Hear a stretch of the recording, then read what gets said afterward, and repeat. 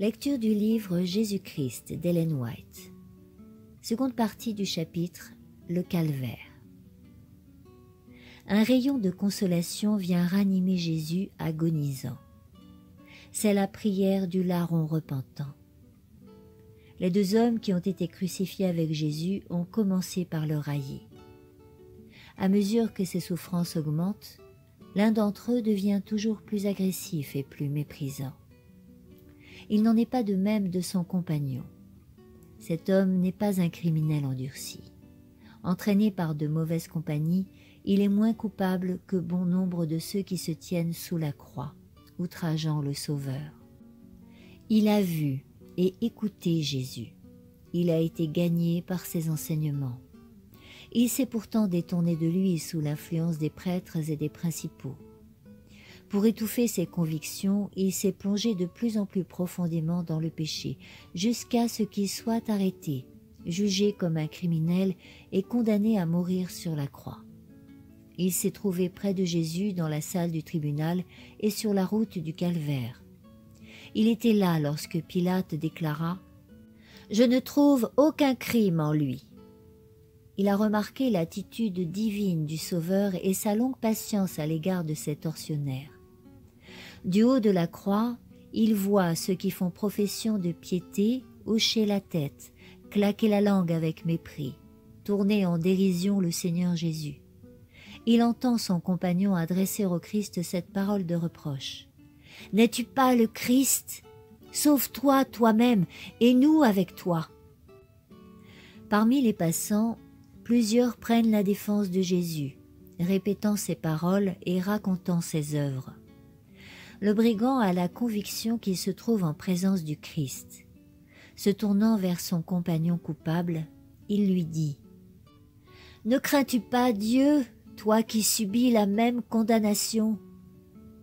Les malfaiteurs mourants n'ont plus rien à craindre des hommes. Mais l'un d'eux est persuadé qu'il y a un Dieu à craindre et un avenir redoutable. Sa vie toute souillée de péché arrive à son terme. Pour nous, ce n'est que justice, car nous recevons ce que nos actions ont mérité, mais celui-ci n'a fait aucun mal. Plus de honte, plus de reproches. Condamné à cause de son crime, le brigand était tombé dans le désespoir. Maintenant, de nouvelles pensées naissent de son cœur attendri. Il se rappelle tout ce qu'il connaît de Jésus, comment il a guéri les malades et pardonné les péchés. Il a entendu les paroles de ceux qui croient en Jésus et qui le suivent en pleurant. Il a aperçu et déchiffré l'inscription placée sur la tête du Sauveur. Les passants la lisent, les uns d'une voix tremblante et douloureuse, d'autres avec des railleries. Le Saint-Esprit éclaire son esprit et peu à peu, la chaîne des preuves se complète à ses yeux. En ce Jésus meurtri, attaché à la croix, objet des moqueries, il reconnaît l'agneau de Dieu qui enlève le péché du monde. D'une voix qui exprime à la fois l'espoir et l'angoisse, ce moribond réduit à l'impuissance se recommande au Sauveur mourant. « Jésus, souviens-toi de moi, quand tu viendras dans ton règne. » La réponse ne se fait pas attendre, réponse pleine d'amour, de compassion et de puissance. « En vérité, je te le dis aujourd'hui, tu seras avec moi dans le paradis. » Pendant les longues heures d'agonie, les oreilles de Jésus ont été frappées par les injures, les colibés, les imprécations. Son cœur anxieux attendait quelque expression de foi venant des disciples, mais il n'a entendu que ces tristes paroles. Nous espérions que ce serait lui qui délivrerait Israël. Quelle joie pour le Sauveur d'entendre le malfaiteur mourant manifester sa foi et son amour. Alors que les chefs de la nation juive le renient et que les disciples eux-mêmes doutent de sa divinité, ce pauvre larron sur le seuil de l'éternité reconnaît Jésus comme son Seigneur. Plusieurs ont été disposés à le reconnaître comme leur Seigneur alors qu'il opérait des miracles ou quand il fut sorti victorieux du tombeau. Seul le coupable sauvé à la 11e heure le reconnaît pendant qu'il agonise sur la croix. Les paroles de cet homme repentant attirent l'attention des curieux. Ceux qui se sont querellés au pied de la croix au sujet du partage des vêtements du Christ et qui ont jeté le sort sur sa robe s'arrêtent, silencieux, pour écouter. Retenant leur souffle, ils regardent le Christ, attendant la réponse qui va sortir des lèvres du mourant. Le sombre nuage qui paraît envelopper la croix est déchiré par un brillant rayon de lumière quand Jésus adresse au larron ces paroles de promesse. Le malfaiteur repentant, se sentant accepté de Dieu, éprouve une paix parfaite. Le Christ est glorifié au sein de son humiliation. Il est vainqueur, celui qui aux yeux de tous a paru vaincu. Il est reconnu comme portant le péché du monde. Les hommes peuvent maltraiter son corps, enfoncer la couronne d'épines dans ses tempes saintes, le dépouiller de ses vêtements et se les disputer. Ils ne peuvent pas lui enlever le pouvoir de pardonner les péchés. En mourant, Jésus rend témoignage à sa propre divinité et à la gloire de son Père. Son oreille ne s'est pas appesantie pour ne point entendre, et son bras ne s'est point raccourci pour ne plus pouvoir sauver. Il exerce le droit royal de sauver parfaitement tous ceux qui s'approchent de Dieu par lui. En vérité, je te le dis aujourd'hui, tu seras avec moi dans le paradis. Le Christ n'a pas promis au larron qu'il serait avec lui dans le paradis ce jour-là, car lui-même n'y est pas allé. Il a dormi dans la tombe, et il dira au matin de la résurrection, « Je ne suis pas encore monté vers le Père. » Mais la promesse est donnée au jour de la crucifixion, jour de défaite apparente et de ténèbres. Aujourd'hui, au moment où il meurt sur la croix comme un malfaiteur, le Christ donne cette assurance aux pauvres pécheurs. « Tu seras avec moi dans le paradis. » Les malfaiteurs crucifiés avec Jésus avaient été placés un de chaque côté, et Jésus au milieu. Ceci avait été fait à l'instigation des prêtres et des principaux. On voulait, en plaçant le Christ entre les deux bandits, montrer qu'il était le plus grand criminel des trois. Ainsi se trouva vérifié ce passage de l'Écriture. Il a été mis au nombre des malfaiteurs. Mais les prêtres ne comprirent pas toute la signification de leur acte. De même que Jésus, crucifié avec deux malfaiteurs, fut placé au milieu, ainsi sa croix a été dressée au milieu d'un monde gisant dans le péché. Les paroles adressées aux malfaiteurs repentants ont fait jaillir une lumière qui resplendira jusqu'aux extrémités de la terre. Les anges considéraient avec étonnement l'amour infini de Jésus, qui, endurant les souffrances les plus intenses dans son esprit et dans son corps, ne pensait qu'aux autres et exhortait à la fois l'âme repentante. Dans son humiliation, il avait adressé des paroles prophétiques aux filles de Jérusalem. Il avait exercé ses fonctions sacerdotales en intercédant auprès du Père en faveur de ses meurtriers. Sauveur miséricordieux, il avait pardonné les péchés du malfaiteur repentant. Tandis que ses regards se promenaient sur la foule qui l'entourait, une silhouette attira son attention. Au pied de la croix se tenait sa mère, soutenue par Jean. Elle n'avait pu se résigner à rester éloignée de son fils. Sachant que la fin était proche, Jean l'avait ramenée auprès de la croix. À sa dernière heure, le Christ se souvint de sa mère. Regardant son visage ravagé de douleur, puis celui du disciple, il dit à sa mère, « Femme, voilà ton fils. » Puis il dit à Jean, « Voilà ta mère. » Jean comprit les paroles du Christ et accepta le dépôt qui lui était confié. Il amena tout de suite Marie chez lui, et dès ce moment, il en prit un tendre soin. Oh, quel sauveur plein de compassion et d'amour! Au milieu de ses souffrances physiques et de l'agonie de son esprit, il avait une pensée de sollicitude pour sa mère. Il n'avait pas d'argent à lui laisser, mais il était lui-même dans le cœur de Jean comme un joyau enchâssé dans un écrin, et il fit à son disciple un legs précieux, sa mère, assurant à Marie ce dont elle avait le plus grand besoin, la tendresse d'un être qui l'aimait parce qu'elle aimait Jésus. En l'accueillant comme un dépôt sacré, Jean obtenait une riche bénédiction. Marie devait lui rappeler sans cesse son maître bien-aimé. L'exemple parfait de l'amour filial du Christ brille d'un éclat toujours aussi vif à travers les siècles. Cependant, environ 30 années, Jésus s'était efforcé de porter sa part des fardeaux du foyer, en travaillant chaque jour de ses mains. Et maintenant, jusque dans sa dernière agonie, il pense aux besoins de sa mère, restée seule dans la douleur. Tout disciple du Seigneur manifestera le même esprit. Ceux qui suivent le Christ doivent sentir qu'une partie de leur religion consiste à respecter leurs parents et à subvenir à leurs besoins. Quiconque garde en son cœur l'amour du Christ ne refusera jamais à son père et à sa mère la sollicitude et la tendresse auxquelles ils ont droit.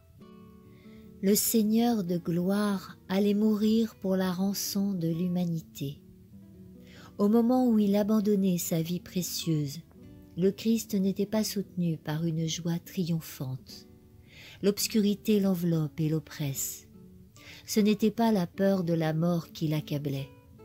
Ce n'était pas la douleur ou l'ignominie de la croix qui lui causait cette agonie inexprimable.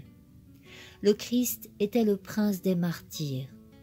Ce qui le faisait souffrir par-dessus tout, c'était de sentir la malignité du péché, dont l'homme a cessé d'apercevoir l'énormité en se familiarisant avec lui. Le Christ constatait la puissante emprise du mal sur le cœur humain et prévoyait qu'un petit nombre d'hommes seraient disposés à s'y soustraire. Il savait que sans l'aide de Dieu, l'humanité périrait, et il voyait des multitudes perdues malgré le secours abondant qui leur est offert. Le Christ s'est substitué à nous. Il a porté l'iniquité de tous. Il a été mis au nombre des transgresseurs afin de pouvoir nous racheter de la condamnation de la loi. La culpabilité de tous les descendants d'Adam pesait sur son cœur. L'effroyable manifestation de la colère que Dieu éprouve contre le péché remplissait de consternation l'âme de Jésus. Pendant toute sa vie, le Christ n'avait pas cessé de publier à un monde perdu la bonne nouvelle de la grâce du Père et de l'amour qui pardonne. Son thème constant, c'était le salut du plus grand pécheur. Maintenant, sous le poids de la culpabilité qui l'accable, il ne lui est pas donné d'apercevoir le visage miséricordieux du Père. Personne ne comprendra jamais la douleur mortelle qu'éprouva le Sauveur en cette heure d'agonie suprême, où la présence divine lui était retirée.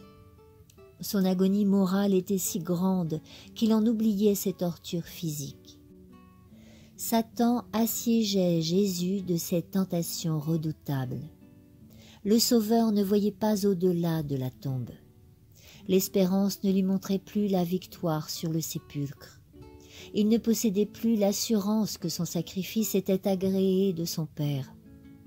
Sachant que le péché est odieux à la divinité, il redoutait que la séparation ne fût éternelle.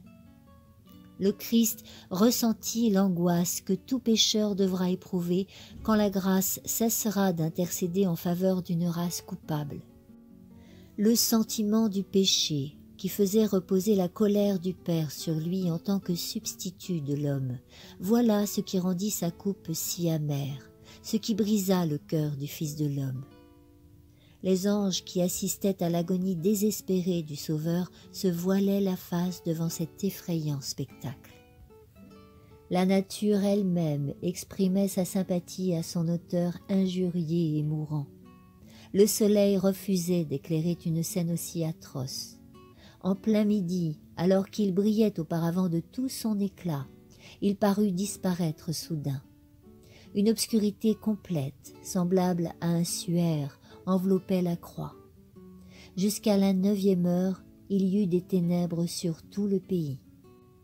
Aucune éclipse, aucune cause naturelle n'expliquait ces ténèbres, aussi épaisses que celles de minuit quand ne brillent ni la lune ni les étoiles. C'était un témoignage miraculeux que Dieu donnait pour confirmer la foi des générations à venir. Ces épaisses ténèbres cachaient la présence de Dieu. Il fait des ténèbres son pavillon, et il dérobe sa gloire aux yeux des humains. Dieu et ses saints anges se tenaient près de la croix. Le Père restait, invisible, près de son Fils. Sa gloire, en éclatant à travers la nuit, eût anéanti tous les spectateurs humains. À cette heure redoutable, le Christ ne devait pas être réconforté par la présence de son Père. Il devait être seul à fouler au pressoir, et personne parmi les siens ne devait se trouver avec lui. La dernière agonie humaine du Fils de Dieu fut voilée par cette brume opaque. Tous ceux qui avaient contemplé le Christ au milieu de ses souffrances avaient été convaincus de sa divinité. Son visage devait laisser un souvenir ineffaçable dans l'âme de tous ceux qui ne l'avaient aperçu qu'une fois.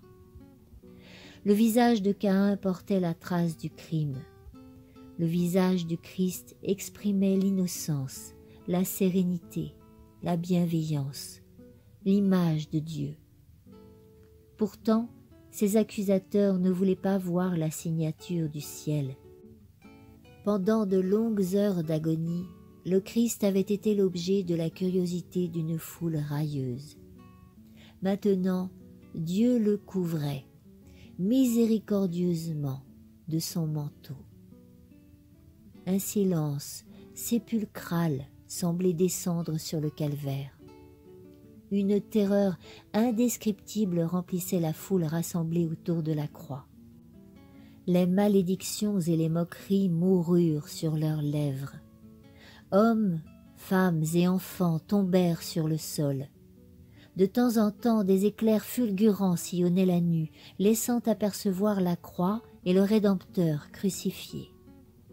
Prêtres, principaux, scribes, bourreaux et la foule entière, tous croyaient que l'heure de la rétribution avait sonné pour eux. Après un moment, quelqu'un murmura que Jésus allait peut-être descendre de la croix. Plusieurs cherchèrent, en tâtonnant, le chemin de la ville et se frappaient la poitrine en gémissant. Vers la 9e heure, les ténèbres s'élevèrent au-dessus des assistants, sans cesser d'envelopper le Sauveur, symbole de l'agonie et de l'horreur qui pesait sur son cœur. Aucun œil ne pouvait percer l'obscurité qui enveloppait la croix, et moins encore celle qui entourait l'âme souffrante du Christ. De furieux éclairs flambaient autour de lui. Alors, Jésus cria d'une voix forte, « Élie, Élie, lama sabachthani » « Mon Dieu, pourquoi m'as-tu abandonné ?» Voyant la fureur des éléments déchaînés contre le Sauveur, quelques voix s'écrièrent, « La vengeance du ciel l'atteint ! La foudre de la colère divine est lancée contre lui parce qu'il a prétendu être le Fils de Dieu. » Plusieurs de ceux qui avaient cru en lui perdirent tout espoir en entendant son cri désespéré. Si Dieu avait abandonné Jésus, en qui ses disciples pouvaient-ils se confier? Quand les ténèbres qui oppressaient l'esprit du Christ se furent retirées, il fut ressaisi par le sentiment de ses souffrances physiques, et il dit « J'ai soif ». Un soldat romain, ému de pitié à la vue de ses lèvres desséchées, prit une éponge qu'il plaça au bout d'une tige d'hysope, et l'ayant trempée dans du vinaigre, il la tendit à Jésus. Mais les prêtres se moquaient de son agonie. Ils avaient éprouvé une véritable terreur lorsque les ténèbres avaient recouvert la terre. Maintenant que leur frayeur était dissipée, ils se reprenaient à craindre que Jésus ne leur échappât.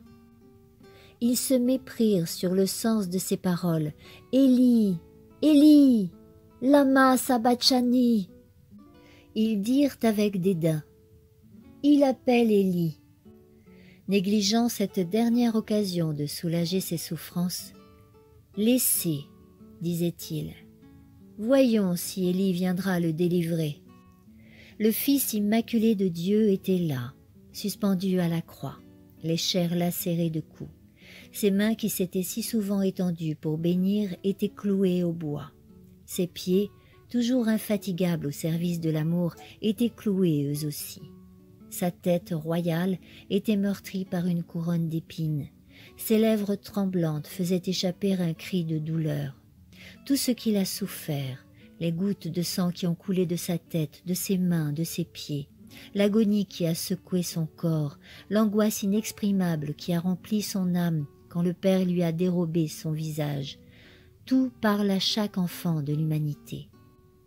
C'est pour toi que le Fils de Dieu consent à porter ce fardeau de culpabilité.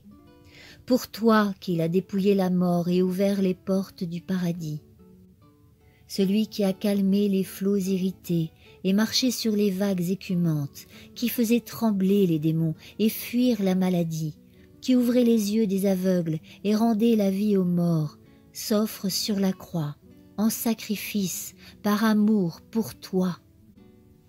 Il a porté le péché, il a subi la colère de la justice divine. Pour toi, il a été traité comme le péché même. Les assistants attendaient en silence la fin de cette scène redoutable. Le soleil brillait, mais la croix restait enveloppée de ténèbres. Les prêtres et les chefs regardèrent dans la direction de Jérusalem. Voici qu'une nuée épaisse s'étendait sur la ville et sur les plaines de la Judée. Le soleil de justice, la lumière du monde, retirait ses rayons à la ville de Jérusalem, autrefois privilégiée. Les terribles éclairs de la colère de Dieu étaient dirigés contre la cité vouée à la ruine. Tout à coup, l'obscurité qui enveloppait la croix se dissipa, et Jésus s'écria d'une voix claire et retentissante. « Tout est accompli. Père, je remets mon esprit entre tes mains. » Une lumière enveloppa la croix, et le visage du Sauveur resplendit comme le soleil. Sa tête retomba sur sa poitrine, et il expira. Le Christ avait vidé jusqu'à la lie la coupe de la souffrance humaine. Pendant ces heures effroyables, il s'était reposé par la foi sur celui à qui il avait toujours accordé une joyeuse obéissance et dont il connaissait la justice, la miséricorde et le grand amour. Au moment où il se confia à Dieu dans une entière soumission, il cessa de se sentir privé de la faveur de son Père. Le Christ remporta la victoire par la foi. Jamais auparavant la terre n'avait contemplé un tel spectacle. La foule paralysée, retenant son souffle, contemplait le Sauveur. Les ténèbres réapparurent, un sourd grondement de tonnerre se fit entendre, la terre trembla. Les gens furent précipités les uns sur les autres. Il y eut une scène inouïe de confusion et d'affolement. Des rochers se détachèrent des montagnes environnantes et roulèrent avec fracas dans la plaine. Des sépulcres furent ouverts et les cadavres qu'ils renfermaient jetés au dehors. La création paraissait sur le point d'être pulvérisée. Prêtres, chefs, soldats, bourreaux et tout le peuple, muet de terreur, restait abattu sur le sol. Quand ce cri puissant « Tout est accompli !» jaillit des lèvres du Christ, des prêtres officiaient dans le temple. C'était l'heure du sacrifice du soir. On allait immoler l'agneau représentant le Christ. Toutes les personnes présentes avaient les yeux fixés sur le prêtre, revêtu de ses vêtements magnifiques, si pleins de signification, et tenant le couteau à la main, comme Abraham se disposant à immoler son fils. Mais voilà que la terre oscille, car le Seigneur s'approche. Le voile intérieur du temple, comme sous l'effet d'une main invisible, se déchire avec bruit, du haut en bas, et les regards de la foule pénètrent dans le lieu autrefois rempli de la présence de Dieu. C'est là que Dieu avait manifesté sa gloire au-dessus du propitiatoire. Personne, excepté le grand prêtre, ne soulevait le voile qui séparait ce lieu du reste du temple. Lui seul y entrait une fois par an afin de faire propitiation pour les péchés du peuple. Mais voilà que le voile est déchiré en deux. Le lieu très saint du sanctuaire terrestre a perdu son caractère sacré. L'effroi et le désordre règnent partout. Le couteau s'échappe de la main inerte du prêtre qui est sur le point d'immoler la victime. Et l'agneau s'enfuit. Le type a trouvé son antitype dans la mort du Fils de Dieu. Le grand sacrifice est consommé. La voie qui donne accès au lieu très saint est ouverte. Un chemin nouveau et vivant est préparé pour tous. L'humanité coupable et souffrante n'a plus besoin d'attendre la venue du grand prêtre. Dès ce moment, le Sauveur devait officier dans les lieux des cieux en tant que prêtre et avocat. On eût dit qu'une voix vivante disait aux adorateurs « Tous les sacrifices et toutes les offrandes pour les péchés ont pris fin. Le Fils de Dieu est venu conformément à sa parole. Je viens. Il est parlé de moi dans le livre. Oui, je viens, ô Dieu, pour faire ta volonté. » Avec son propre sang, il est entré une fois pour toutes dans le lieu très saint, après nous avoir acquis une rédemption éternelle. Suite de la lecture dans le prochain audio intitulé « Tout est accompli ». Si tu as apprécié cette lecture, n'hésite pas à liker le petit pouce qui pointe vers le ciel et à partager.